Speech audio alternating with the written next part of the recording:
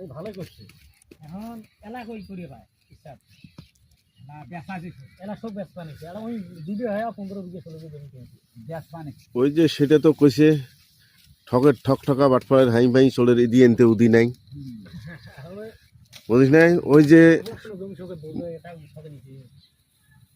আরে এসরা এগুলো শুনছেন না শুনেন অবশ্যই কানত পড়ছে যে মনে কর ছেড়ার দিন শুনিস নাই এসা কথাটা যে মানে মিথ্যে নয় কিন্তু না কথা সত্যি ভাই ওই দেখিস কথা সত্যি ভোল্টেজ দেখ কথার ওই ওই জায়গাটা এসরা কবার পাবার নেই মনে হয় ওই যে আমার ওই যে নুরমা ছোটবার এই যে পাশের থোপের কানিগুনা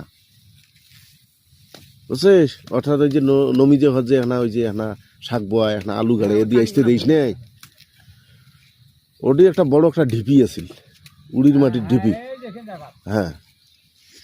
ওই ঢিপি ওটা বাঁশের তল আছিল ওটা ঢিপি কসু আসলো গছও আসছিল মনে কর